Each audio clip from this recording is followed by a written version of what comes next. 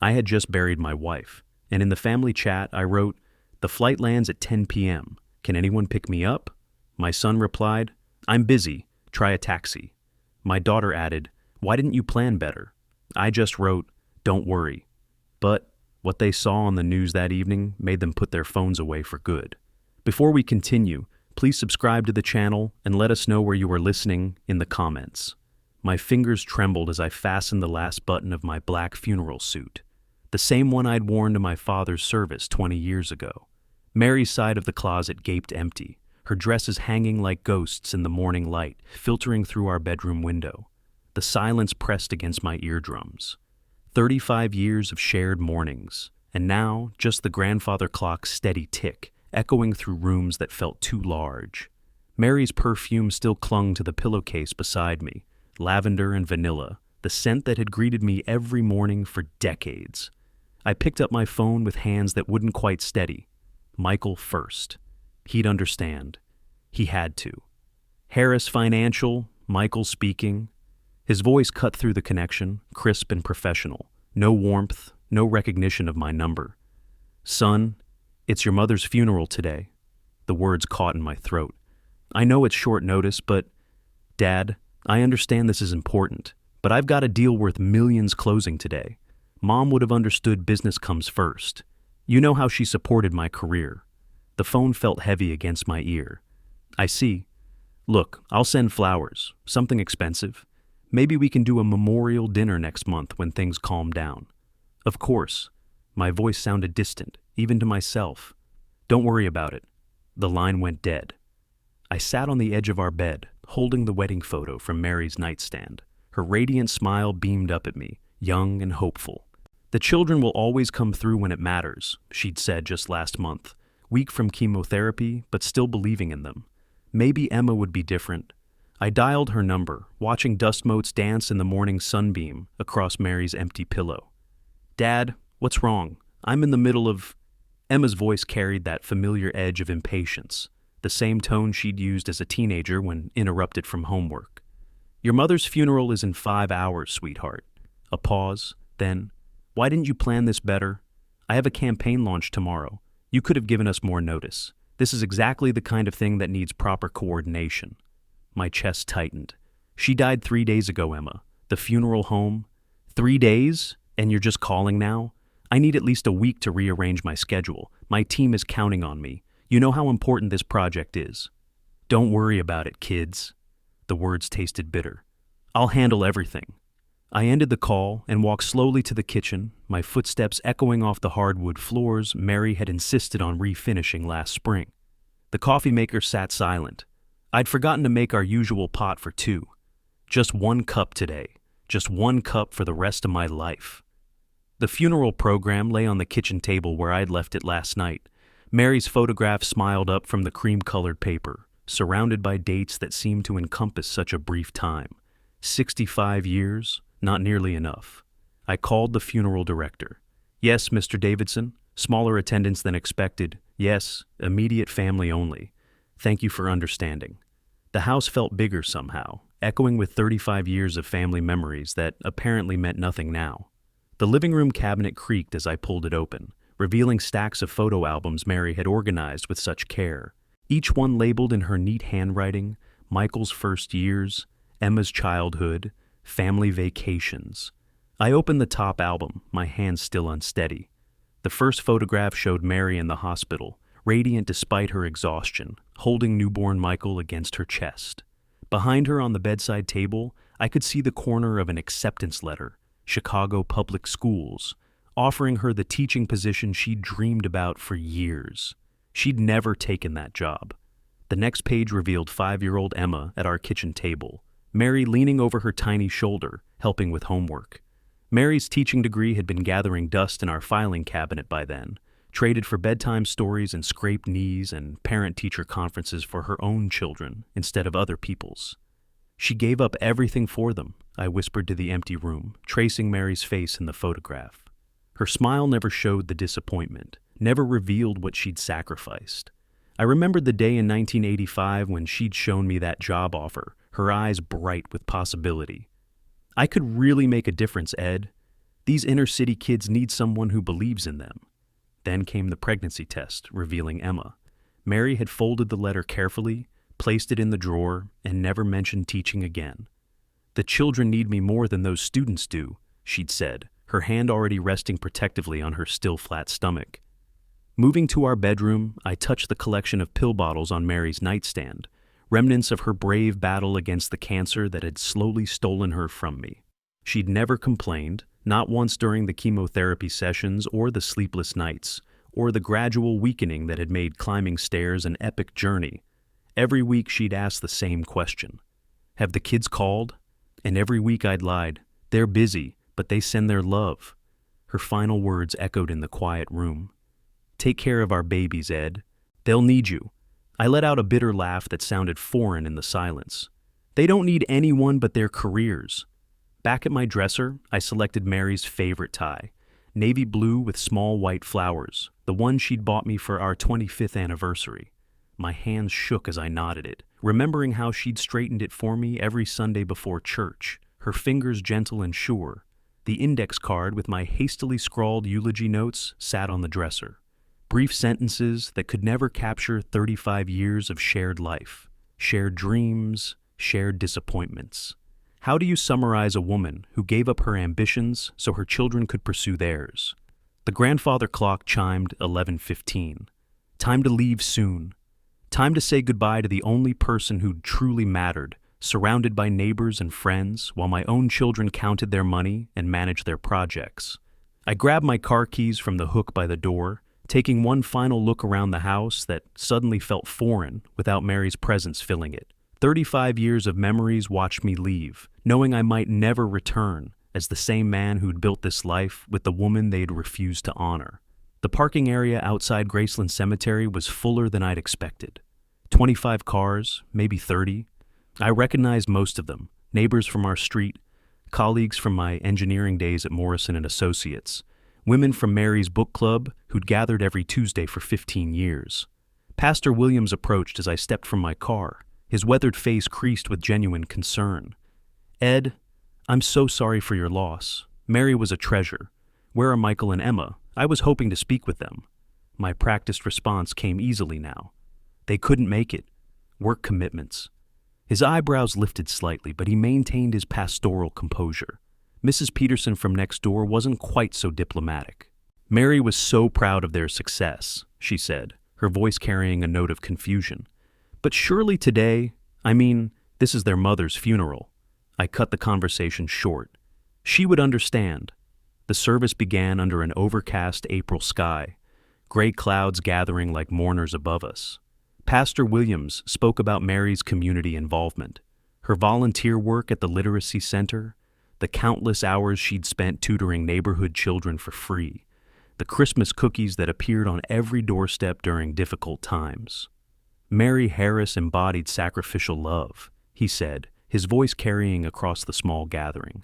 "She gave generously to everyone she met, treating other people's children as if they were her own family." The irony cut deep. Mary had mothered half the neighborhood, while her own children were too busy to attend her funeral.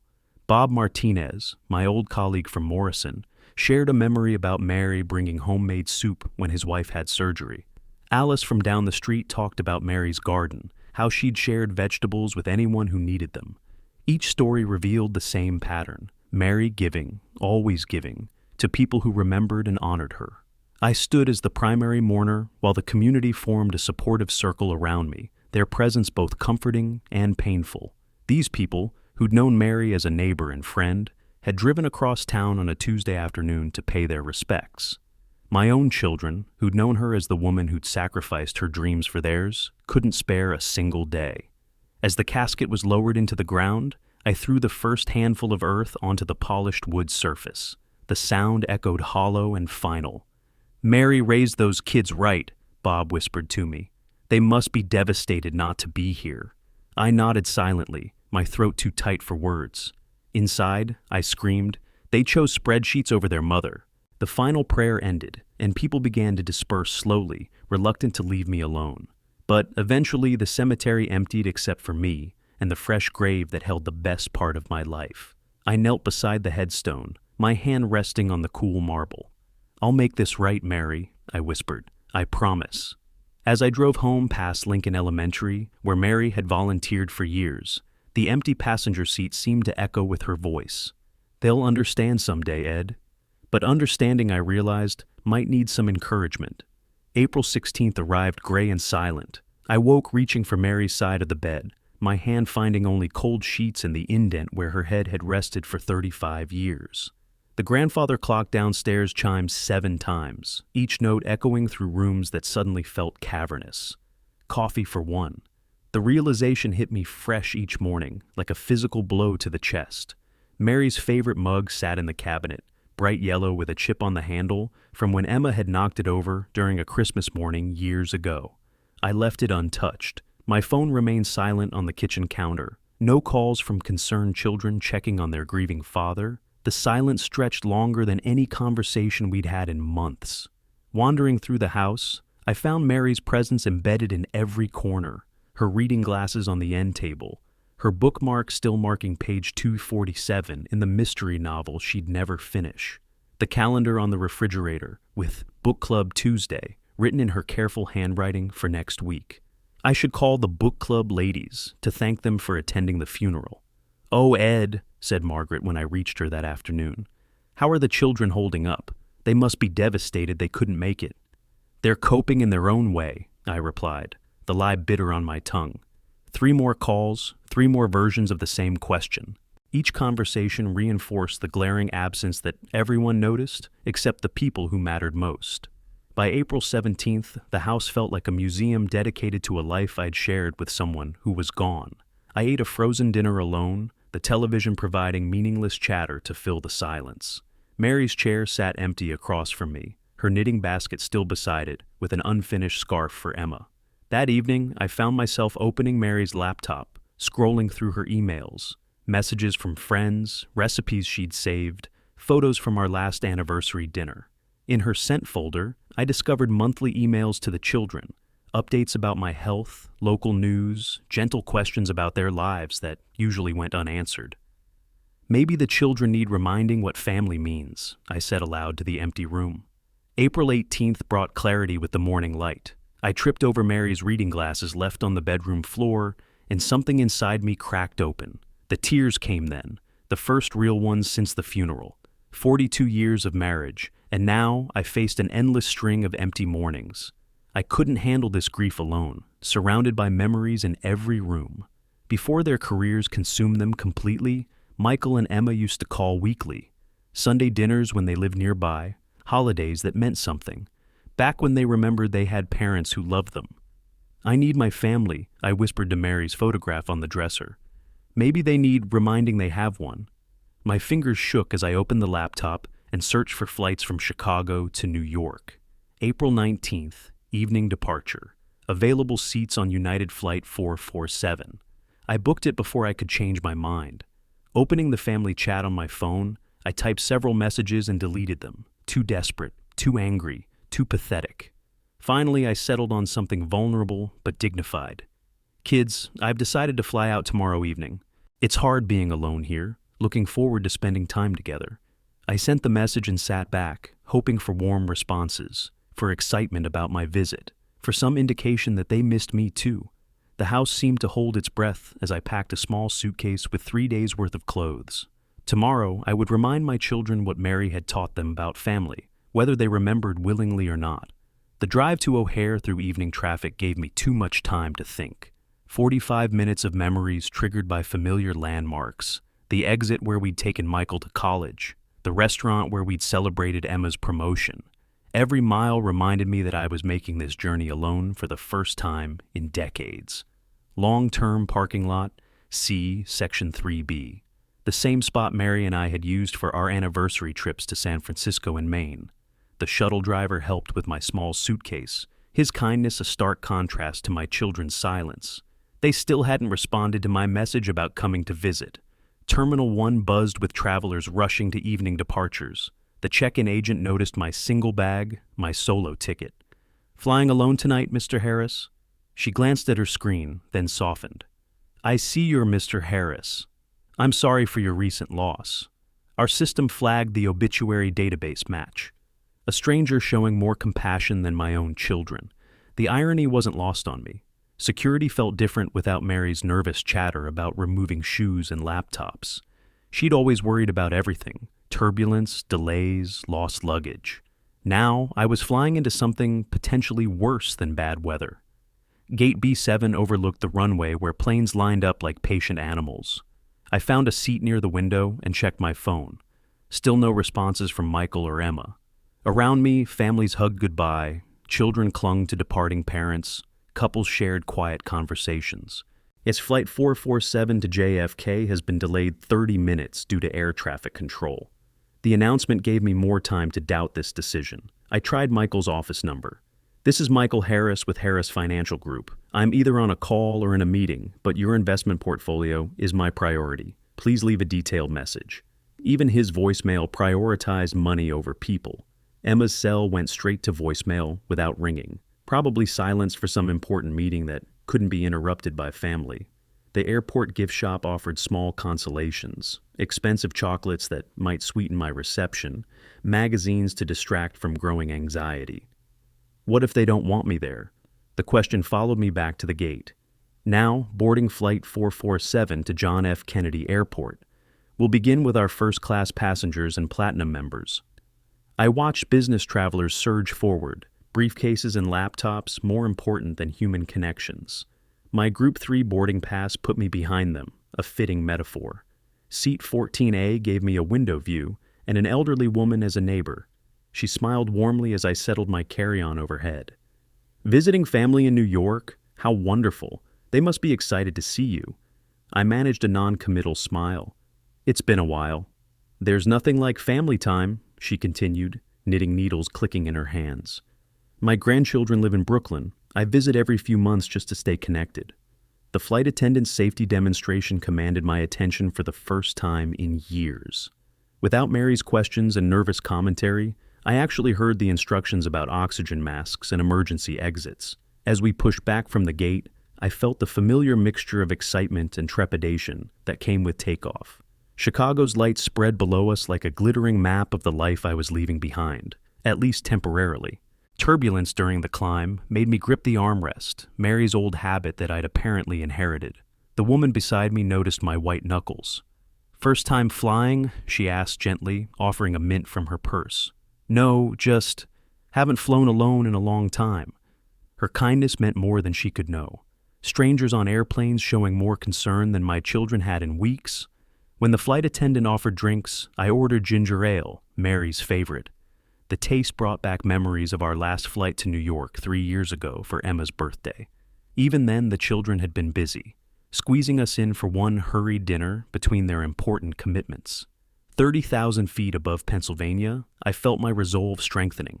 They needed to remember what family meant, what Mary had tried to teach them through decades of unconditional love and sacrifice. The Wi-Fi notification chimed as we reached cruising altitude. Time to send a practical message about airport pickup. I had no idea that my next text would be the final straw. The Wi-Fi connected smoothly as we leveled off over Pennsylvania. I opened the family chat, noting that my earlier message about visiting still showed delivered without any responses. The timestamp read 10:30 p.m. Eastern Time, my children's time zone. Flight status showed on-time arrival at JFK at 11:30 p.m. I realized they might not even know I was arriving tonight. Surely they'd want to pick up their father, especially after everything we'd been through this week. I crafted a simple, practical message. "Flight lands at 11:30 p.m. Can someone pick me up at JFK?" The message sent immediately. "Delivered" appeared below it. In Manhattan, Michael's phone buzzed during a crucial conference call with Tokyo investors. The $1 million deal that would secure his promotion hung in the balance, numbers and projections filling 3 computer screens around him. He glanced at the family chat notification, irritation flaring immediately. Why was his father asking for pickup at the last minute? Didn't he understand that some things couldn't be interrupted? During a brief pause in the call, Michael typed quickly, "Busy tonight, try a taxi." He immediately returned his attention to the Asian markets discussion, the phone call that could define his career trajectory. His father's request vanished from his mind within seconds, pushed aside by quarterly projections and client demands. 20 minutes later, Emma's phone pinged in her Brooklyn apartment. Campaign materials covered her dining table, mood boards, target demographic analyses, presentation slides that needed to be perfect for Monday morning. Her team was counting on this launch. She read the message chain, seeing Michael's curt response. Her perfectionist nature bristled at the poor planning. Why hadn't their father coordinated this better? She had a major presentation tomorrow, people depending on her expertise. "Why didn't you plan this better?" she typed, then added, "Should have given us notice. Uber works fine." She immediately returned to her campaign materials, compartmentalizing family drama away from professional responsibilities. The presentation demanded her full attention. My phone showed both responses within minutes of each other. Michael's dismissal, Emma's criticism. The words hit me like physical blows, each character a small knife. My stomach dropped. My hands began to tremble. The elderly woman beside me noticed my distress. "Bad news, dear?" "Just family logistics," I managed to say. But inside, an earthquake was happening. 40 years of Mary's sacrifices, decades of putting children first, reduced to try a taxi. My wife dead less than a week, and they couldn't spare an hour to pick up their grieving father. I remembered all the times they'd called Mary when they needed something. Rides to airports, help with apartment hunting, emergency child care for work events. She'd dropped everything, every single time. My fingers hovered over the keyboard as rage and disappointment warred inside me. I typed several angry responses, deleted them all. Finally, I settled on 4 words. "Don't worry about it." But my internal voice had shifted completely. The tone was calm, but something fundamental had broken and reformed in those few moments above Pennsylvania. They would learn what really matters. Tonight. Below me, Pennsylvania's lights twinkled like stars scattered across dark earth. Above me, the universe had just shifted permanently. My children would discover the true meaning of family priorities, whether they wanted to or not. 10 minutes after sending my final message, the plane began shaking violently. Not the gentle turbulence Mary used to worry about. This was different, violent, wrong. Oxygen masks dropped from the overhead compartments like yellow flowers blooming in reverse. The businessman beside me fumbled with his mask while frantically typing on his phone. Mrs. Chen, the elderly woman in the middle seat, grabbed my arm with surprising strength. "What's happening?" she gasped, her voice muffled by the oxygen mask. "Are we going to die?" Around us, the cabin erupted in controlled chaos. Flight attendants moved quickly through the aisles, their professional composure cracking just enough to reveal genuine concern. A woman, 3 rows ahead, sobbed into her phone. A man across the aisle clutched a wedding photo. "I don't know," I told Mrs. Chen honestly, "but panicking won't help anyone."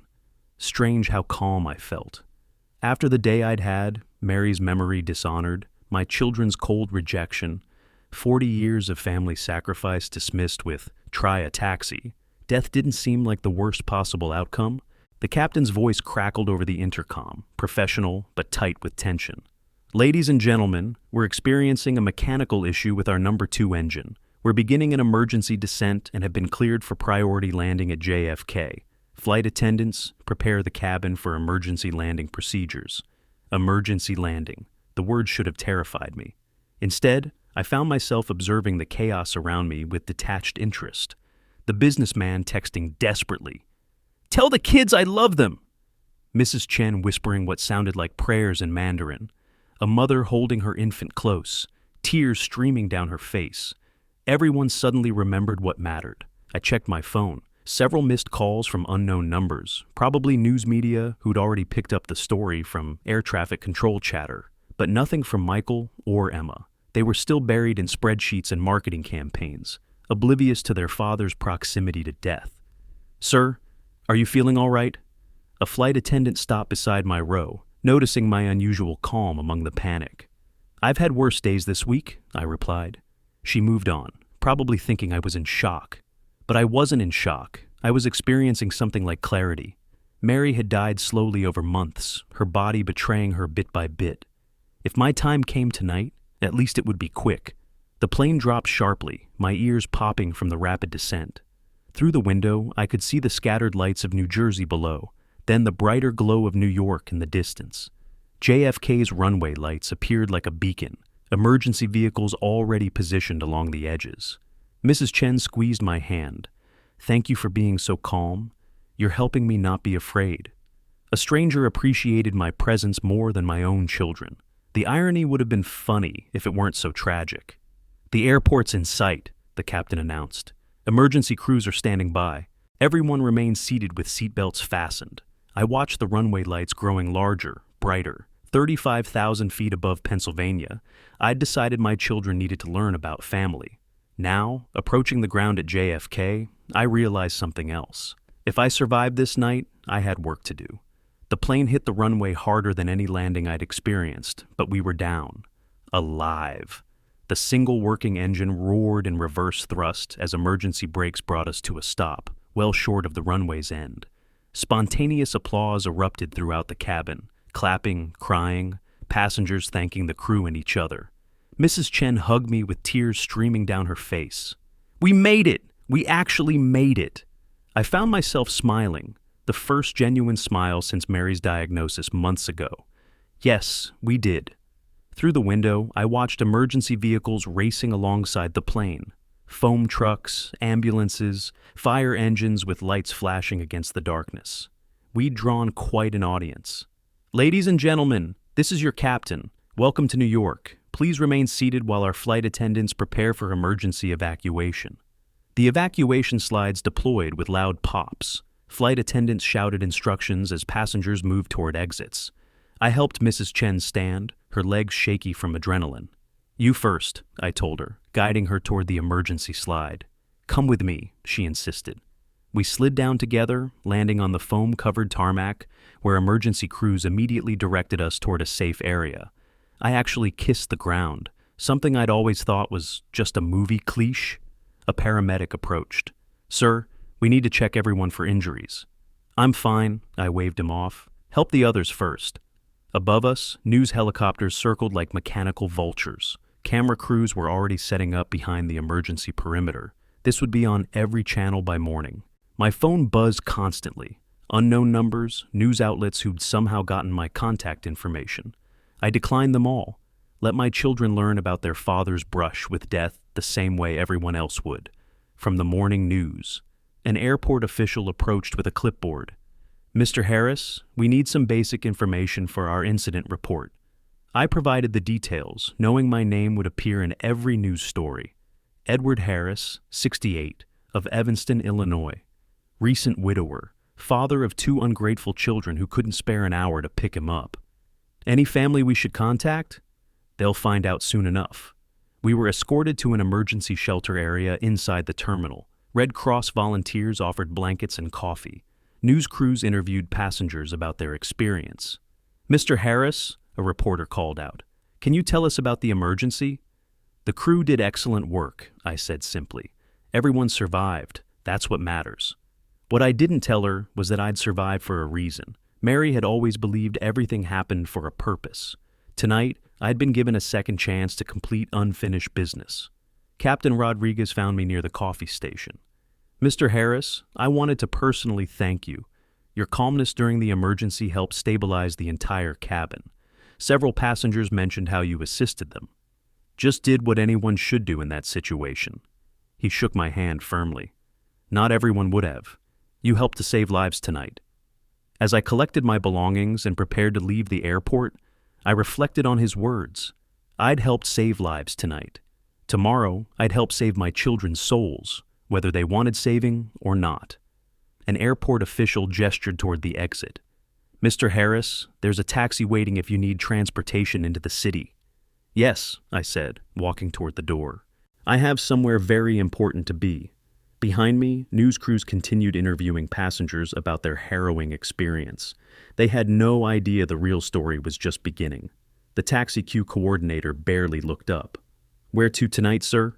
"Manhattan, please. Upper East Side." I settled into the back seat, finally allowing exhaustion to creep in around the edges of my newfound clarity. The driver, a middle-aged man with graying temples, glanced at me in the rearview mirror as we pulled away from JFK. His ID card read Ahmed Hassan. "You were on that emergency flight? I heard about it on the radio." His accent carried traces of South Asia, maybe Pakistan. Yes, long night. Allah be praised. You're safe. Your family must be worried sick. I let out a bitter laugh. We'll see about that. Ahmed navigated the light Friday night traffic on the Van Wyck Expressway, occasionally glancing back at me. You seem very calm for someone who just cheated death. I've had practice with difficult situations this week. Ah, he nodded knowingly. You sound like a man with unfinished business. Over the next 20 minutes, something unexpected happened. This stranger, this taxi driver working the night shift, became the most insightful conversation I'd had since Mary died. Ahmed shared his story. 20 years in America, family still in Karachi, children who called him every week without fail. Family is everything, he said simply. When you face death, what matters becomes very clear, yes? Unfortunately, not everyone learns that lesson easily. You have children, I found myself explaining, in broad terms, about the funeral they had missed, the pickup requests they had denied. Ahmed's shock was genuine. They didn't come to their mother's funeral for work. He shook his head. In my culture, children who ignore parents bring shame to the entire family. Different cultures, I suppose. No, sir. Respect is universal. Sometimes children need reminding of what parents sacrificed. We passed through Queens, the Manhattan skyline growing larger. Ahmed continued sharing his philosophy about family obligations, about honoring those who gave you life. How do you remind grown children who've forgotten? I asked. Ahmed was quiet for a moment, considering. Sometimes life teaches lessons we cannot.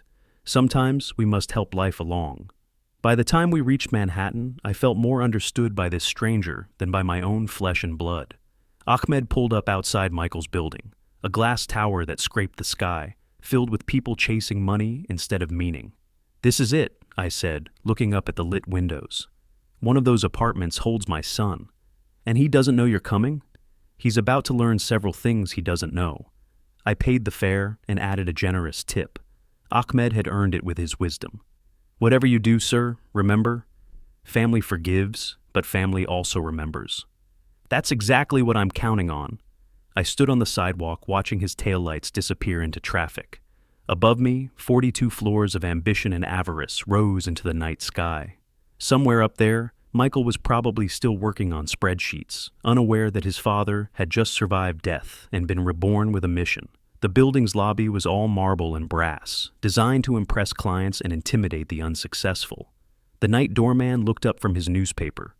"Can I help you, sir?" "Yes," I said, walking toward the elevator bank. "I'm here to teach my children what really matters." Time for Michael and Emma to grow up. The elevator rose silently through 42 floors of Manhattan ambition. Each number on the display brought me closer to a conversation that would change everything. Through the hallway, I could hear the faint sound of television news coming from apartment 42F. My deliberate knock echoed in the corridor. "That's Dad's flight number, isn't it?" Michael's voice carried through the door, tight with worry. The door opened, and Michael's face went through a remarkable transformation. Shock, relief, terror, and guilt colliding all at once. Behind him, Sarah rushed forward, and I could see Jack and Lisa peering around their parents. "Dad? But the news? We thought you were—" "May I come in?" I said calmly. "It's been a long day."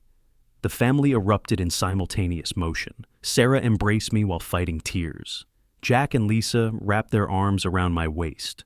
Only Michael stood frozen, the full weight of his earlier dismissal hitting him like a physical blow. "We've been watching for hours," Sarah explained, her voice shaking. "When we saw the passenger manifest with your name, the living room television still showed footage of the emergency landing, passenger interviews, emergency vehicles on the runway.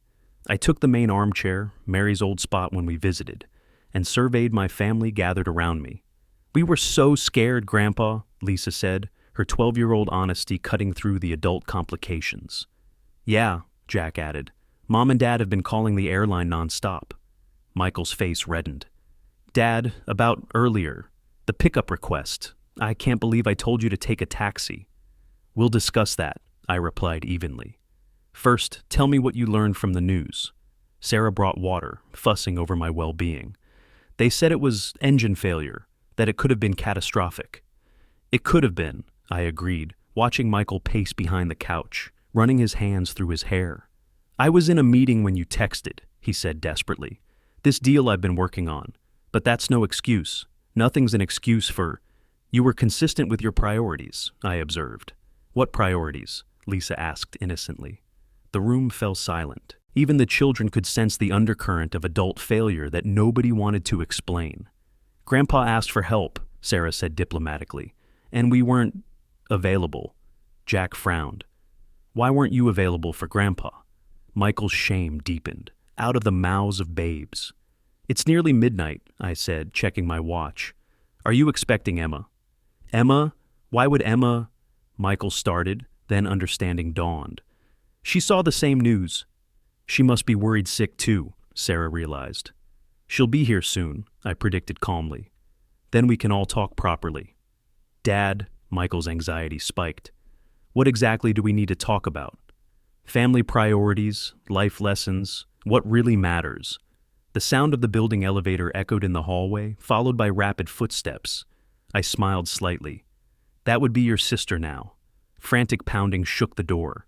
Michael, open up! Is Dad... When the door swung open, Emma saw me sitting calmly in the armchair and immediately collapsed into tears. She rushed across the room, Alex following with sleeping 5-year-old Sophia in his arms. We saw the news, the passenger manifest. We drove here as fast as... Emma's words tumbled out between sobs as she embraced me. I'm fine, I said gently, but my tone carried something she hadn't heard before. Alex settled Sophia on the couch, shooting worried glances between his wife and her father. He'd always been the most perceptive of the in-laws. Dad, I'm so sorry about earlier, Emma rushed to explain. The things I said about planning, I was so focused on my presentation, I didn't think... You said what you meant at the time, I replied. Michael quickly brought Emma up to speed about their own panic and guilt. The room filled with the energy of two successful adults, suddenly realizing how badly they'd failed at the most basic human test. Why is everyone so upset? Jack asked with 15-year-old directness. What happened earlier? Why are Mom and Dad crying? Lisa added. Grandpa's okay now. Sophia stirred on the couch, confused by the late hour and adult tension. Why are we at Uncle Michael's so late? Emma struggled to find words that wouldn't reveal their callousness. Sarah attempted diplomacy. We weren't as helpful as we should have been when Grandpa needed us. Helpful with what? Jack persisted. I decided honesty was more educational than euphemisms. Your parents were too busy for family matters when I asked for help. Dad, please don't, Michael started. Truth is educational, Michael, I said firmly. The pieces clicked together in Jack's and Lisa's minds. Their horrified expressions said everything. You didn't help Grandpa when he needed you? Lisa's voice was small. Emma broke down completely. We were so focused on work. I criticized Dad for poor planning when he asked us to pick him up. You both missed your mother's funeral? Sarah asked, her voice rising with disbelief. Alex's quiet disapproval was palpable. The children's reactions were even more damning. You didn't go to Grandma's funeral? Jack's voice cracked. But Grandma loved you so much. Lisa began crying fresh tears.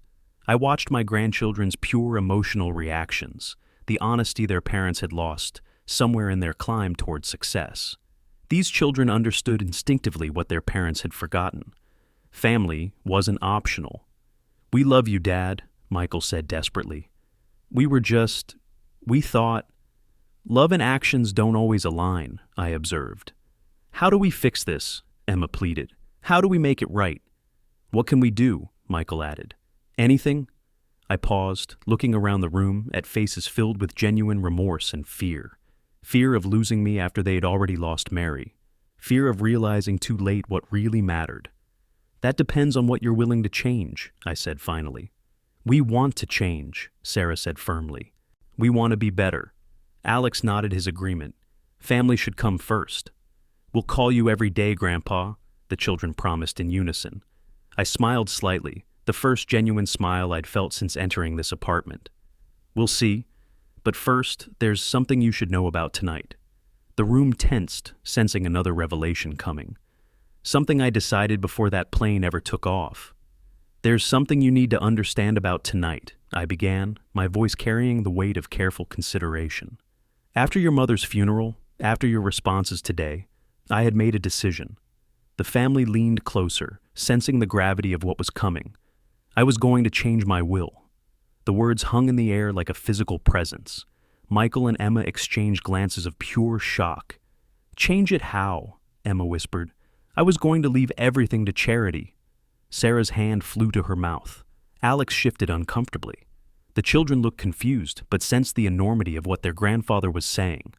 "Because we didn't come to the funeral?" Michael asked, his voice barely audible. "Because you showed me where your priorities truly lay," I confirmed. "When the most important day of your mother's life, her final goodbye, ranked below spreadsheets and marketing campaigns." "Dad, we didn't think," Emma started. "Life was testing you," I interrupted. "I was just deciding what to do about the results." Michael sank into a chair. "You were going to disinherit us. I was going to honor your mother's memory by giving her life savings to people who understood the value of sacrifice." The room fell silent except for Lisa's quiet sniffling. "But something changed tonight," I continued. "When that plane was falling, I thought about Mary's final words. She said to take care of our babies, even babies who'd forgotten they needed taking care of." "We're not babies anymore, Dad," Emma said through her tears. "No, but you're still mine." I looked around at their faces, genuine terror at how close they'd come to losing everything, but more importantly, how close they'd come to losing me without ever making things right. "Your panic tonight, your genuine fear of losing me, that showed me something your busy schedules couldn't." "What?" Michael asked. "That maybe the problem wasn't your hearts, but your habits." Sarah leaned forward. "So, you won't change the will?" "That depends on what changes you make to your lives." We moved to the kitchen table, neutral ground for serious family business. I spread my hands flat on the surface, feeling the weight of 40 years of family history. "I want to see actions, not just promises," I said. "Weekly family calls, monthly visits, holiday priority over work commitments." "We can do that," Emma said immediately. "We want to do that." "We love talking to Grandpa," Jack added, with Lisa nodding enthusiastically. Alex and Sarah both voiced their commitment to help maintain accountability.